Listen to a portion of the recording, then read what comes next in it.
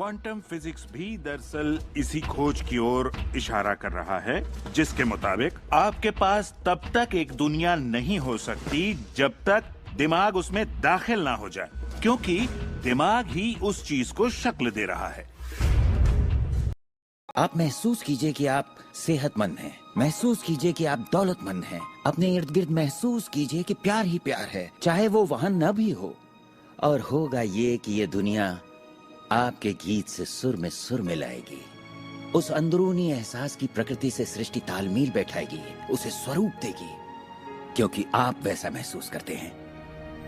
आपके विचार और आपके एहसास आपकी जिंदगी के रचनाकार हैं और ये सच्चाई कभी भी नहीं बदलेगी। तो जिस चीज पर भी आप अपने एहसास या विचारों को केंद्रित करते हैं, वही अपनी जिंदगी में आकर्षित करते हैं, चाहे आपको उसकी जरूरत हो या नहीं।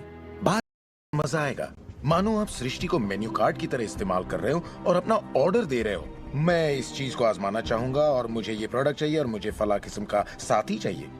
जैसे आप सृष्टि को अपनी पसंद की लिस्ट दे रहे हो। ये वाकई इतना आसान है। हमें अच्छा महसूस करना, खुश रहना जरूरी है, क्योंकि जब आप अच्छा महसूस करते हैं तब आप अपने आप को उस फ्रीक्वेंसी में ले आते हैं जिसकी आपने ख्वाहिश की है। वो चीज आकर्षित होगी जिसकी आपको जरूरत है। अगर पैसा है तो आप उसे आकर्षित करेंगे, अगर वो लोग हैं तो उन्हें आकर्षित करेंगे, कोई खास किताब है तो आप उसे आकर्षित करेंगे। आपको इतना ध्यान रखना है कि आप किस चीज की छवि बनाकर रखते हैं, क्योंकि जिन चीजों की छवि बनाकर आप रखते हैं उन चीजों की ओर आप आकर्षित होंगे, और आपकी यही सोच वास्तविकता में बदल जाती है, आपके साथ या आपके जरिए। और यही इसका सिद्धांत है। आकर्षण का सिद्धांत हमेशा आपके विचारों के प्रति वफादार होता है। अब मेहरबानी करके चेक की उम्मीद कीजिए। ज्यादातर लोग अपने मौजूदा हालात को देखते हैं और कहते हैं ये मैं हूँ। आप वो नहीं हैं, आप वो थे।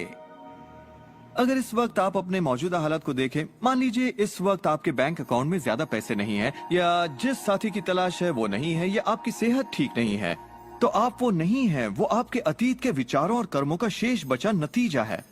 तो हम लगातार अतीत के विचारों और कर्मों के बचे हुए शेष में रहते हैं। जब आप अपने मौजूदा हालात को देखते हैं और अपने आप को उससे जोड़ते हैं, तब आप अपने आप को भविष्य में उसी चीज को पाने की सजा देते हैं।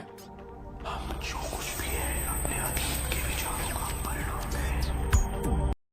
मेरा मानना है कि जब आपके मन की आवाज बाहरी नजरियों और मशवरों से ज्यादा ताकतवर हो जाए तो आप अपनी जिंदगी के मालिक बन जाते हैं।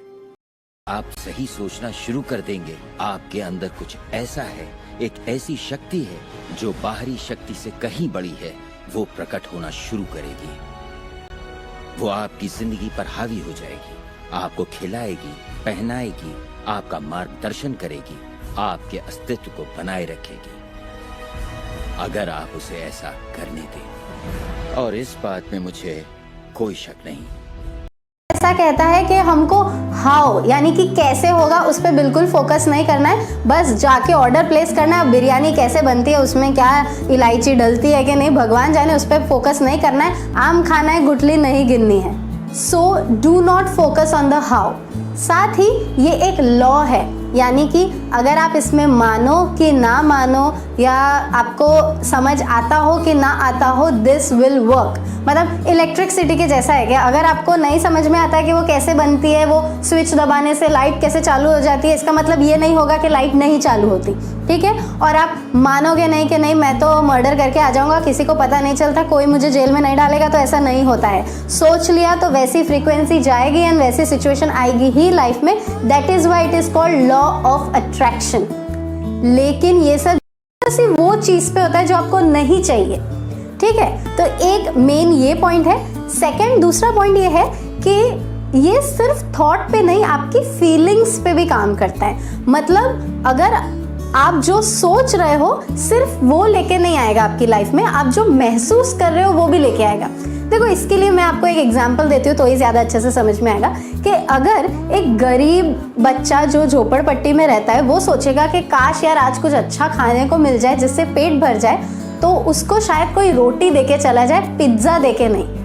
लेकिन अगर कोई करोड़पति का बच्चा घर में बैठ के सोचेगा कि यार आज कुछ अच्छा खाने का मन है, बहुत भूख लगी है, तो उसके सामने रोटी नहीं आएगी, कहीं से जोमेटो का ऐड आ जाएगा या उसकी मम्मी पिज्जा लेकर आ जाएगी। समझ रहे हो? मतलब उस गरीब बच्चे को खुशी रोटी में मिलती है, इसीलिए वो अट्रैक्ट होगी उसकी लाइफ में, और वो अमीर बच्चे को पिज्जा में मिलती है, इसीलिए वो अट्रैक्ट होगा उसकी लाइफ में।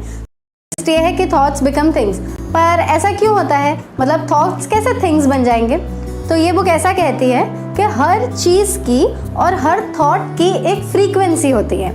तो उस हिसाब से जब हम हमारे ब्रेन में या दिमाग में एक थॉट क्रिएट करते हैं और उसे एक पर्टिकुलर टाइम तक रखते हैं, तो वो एक फ्रीक्वेंसी पे वाइब्रेट होता है और उस वजह से वो वैसी ही फ्रीक्वेंसी की चीज़ें हमारे लाइफ में अट्रैक्ट करता है। मतलब ये एक रेडियो जैसा हो गया कि अगर आपने 98.3 FM लगाया तो वो रेडियो मिर्ची बजेगा और कुछ नहीं बजेगा, वैसी बात है।